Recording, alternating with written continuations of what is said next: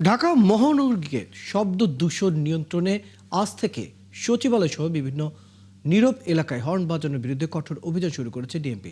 সকালে হাইকোর্টের সামনে এই অভিযানে অংশ নেন বন, পরিবেশ ও জলবায়ু উপদেষ্টা সৈয়দ রেজওয়ানা হাসান। এ সময় হর্ন বাজানোর অপরাধে কয়েকটি মামলাও দেওয়া হয়। উপদেষ্টা জানান, সচিবালয়ের চারপাশে সড়ক, পার্কিং এলাকা এবং হাসপাতাল ও শিক্ষা প্রতিষ্ঠানের 100 মিটারের মধ্যে হর্ন বাজালে 10,000 টাকা জরিমানা ও সর্বোচ্চ 3 মাসের কারাদণ্ডের বিধান রয়েছে। নির্বাচনের পর নতুন সরকার আইনটি পুরোপুরি বাস্তবায়ন করবে বলে আশাবাদী তিনি। তবে হঠাৎ করে এই ধরনের অভিযান ও ট্রাফিক পুলিশের কঠোর অবস্থা নিয়ে তীব্র প্রতিক্রিয়া জানান গাড়ি চালকরা।